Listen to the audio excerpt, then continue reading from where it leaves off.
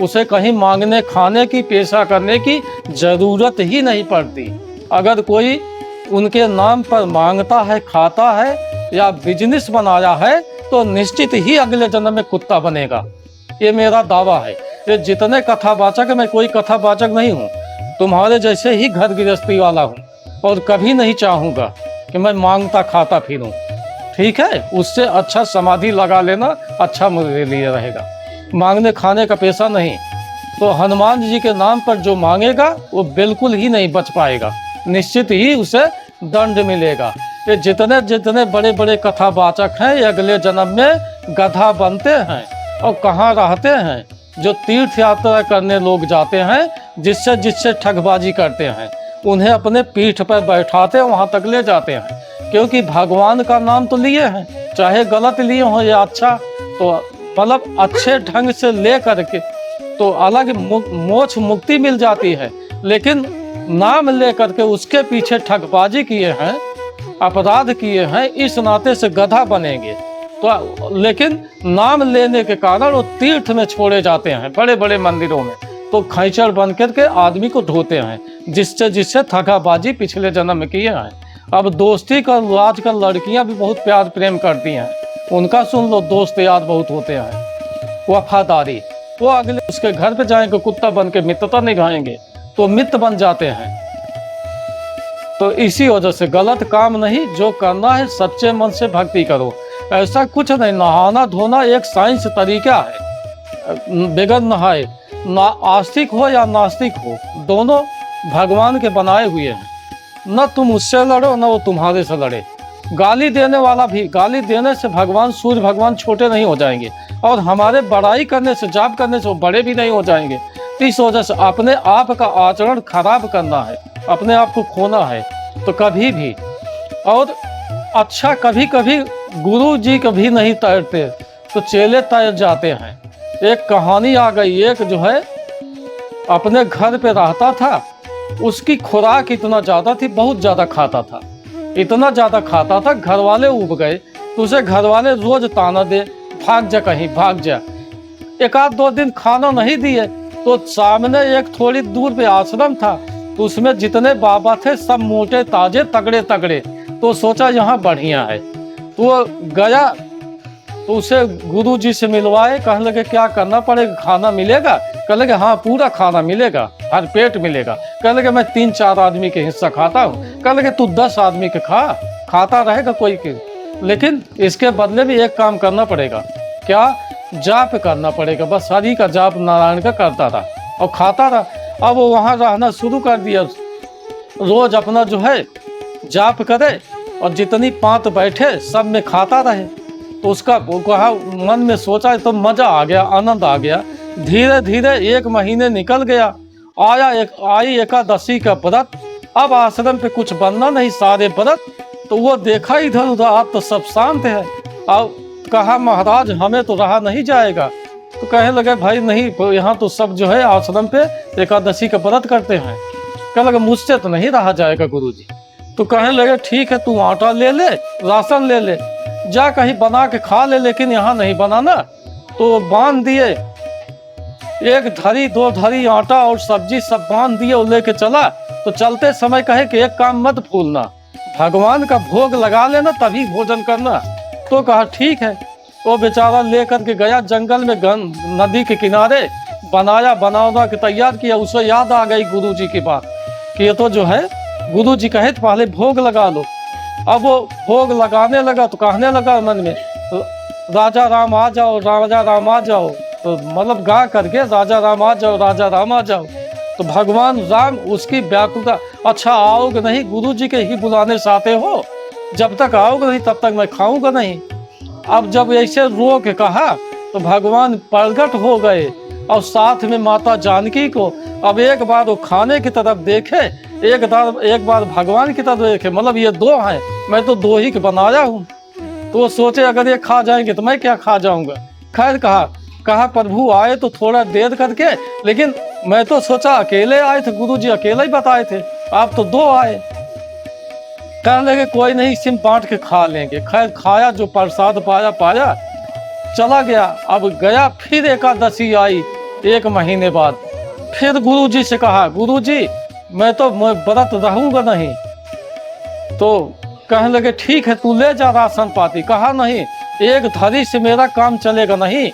आप तो कहे थे 1 भगवान आएंगे, वो तो 2 आए थे, तो मैं तो भूखा ही रह जाता हूँ।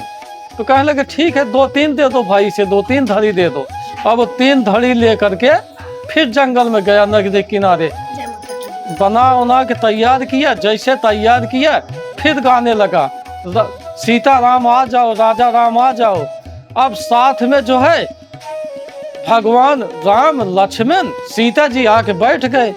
अब फिर वही खाने की तरफ देखे, उनकी तरफ देखे। कहा प्रभु आते तो हो बुलाने पे, लेकिन ये क्या चक्कर है, जब आते हो तो 1 बढ़ा देते हो। तो भोग लगाया, खाया पिया, अब चला गया। दोबारा फिर जब तीसरी बार एकादशी आई तो फिर गुरुजी से कहा क्या करूं। तो कहने लगा बता भाई। कहने लगा वहां भगवान आते, तुम तो 1 बताए, तो 3-3 आ गए थे, अब मैं भूखा ही रह जाता हूँ। तो कहने लगे ठीक है काम करो, इसे और दे दो 4-5 धरी भाई, जा जितना बांध सके बांध ले। अब लेके गया, लेकिन उनके मन में शंका उत्पन्न हो गई, कहीं ये बेच न लेता हो रास्ते में। तो ले गया। उस दिन क्या किया, वो चालाकी किया, राशन रख दिया, गंगा जल लाया, हाथ पैर धोया और पहले ही मनाना शुरू कर दिया, प्रभु आ जाओ, राम आ जाओ, सीता आ जाओ, सबको मनाने लगा। और लास्ट में रो रो के बुला रहा कि आ जाओ, जल्दी आ जाओ, भूख लगी है। अब जब आए तो वहाँ तो पूरा राम दरबार, शत्रुघ्न भी, भरत भी, हनुमान जी भी। अब उनकी तरफ देखे, कहा आज तो मैं बनाया ही नहीं, अब तो सब मिल के बनाना।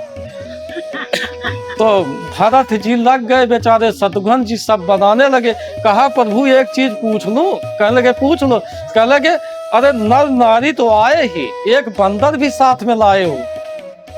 तो मतलब सारे मतलब बना खा के फिर उसके गुरुजी तो आए थे देखने, कहीं बेच लेता हो। वो पीछे से देखे तो बैठा राशन रखा, उनको दिखाई न दे, तो पूछे क्या कर रहा, वो रो रहा है। अब पूछ रहा है कि नर नारी तो आए, 1 बंदर भी साथ में लाए हो। तो गुरुजी कहे क्यों बक रहा है। कहने लगे ये देख नहीं रहे सामने सब बैठे हैं। तो कहने लगे मुझे दिखाई नहीं रहा। फिर वो आदमी भगवान से विनती किया, प्रभु ऐसा क्या अपराध है। तो उन्होंने कहा मैं ज्ञान से नहीं मिलता हूँ, मैं ध्यान से नहीं मिलता हूँ, मैं वेद से नहीं मिलता हूँ, मैं तप से नहीं मिलता हूँ। ठीक है, सरल भक्ति जिसके अंदर है मैं उससे मिलता हूँ। तो तेरे गुरु के अंदर सरल भक्ति नहीं है। गुरु बहुत अच्छे हैं, ज्ञानी हैं, तपस्वी हैं, ध्यान, लेकिन सरलता नहीं है। तब यही बात जो है बताया गुरुजी से, तो गुरुजी रोने लगे। फिर उनको भी सब दिखाई दिए।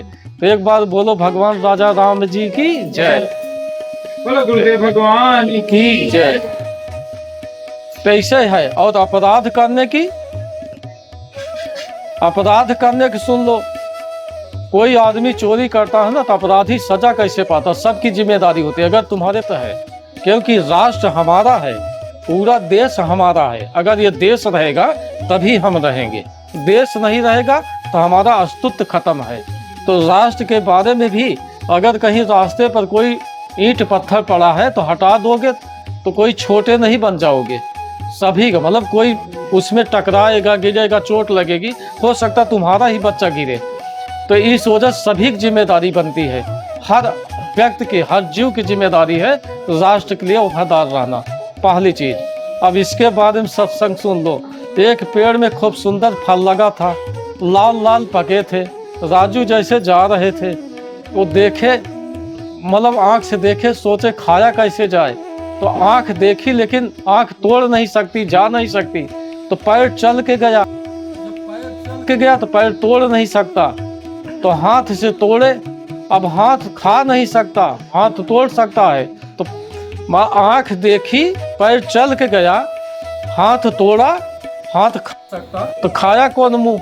अब मुंह पचा भी नहीं सकता, तीव्र हुआ पेट, पचाएगा पेट। अब लठ लेकर के जिसका पेड़ था वो आया, पीटा कौन गया, पीठ और सिर। लठ तो उसी पे गिरेगा, पेट पे तो गिरेगा नहीं। तो पीठ और पेट, सिर और पीठ जो है उसकी पिटाई हुई। तो ये मत सोचना कि बगल में पाप हो रहा आप बच जाओगे। सबसे पहला दोषी वही होता है जो देख रहा है पाप को, वो अपराधी है। सजा सबसे पहले उसे मिलेगी। ये धर्म भी बताता है और ये एक संविधान भी लागू करता है। अगर किसी चोर को अपने घर रखोगे तो तुम्हें भी जेल जाना पड़ेगा, ये संविधान भी लागू करता है। तो इस वजह से ये मत सोचो कि मतलब चलो कोई बात नहीं। तो हर आदमी का दायित्व है, जिम्मेदारी है।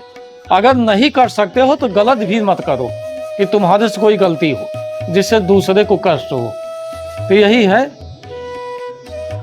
ठीक है भैया, सत्संग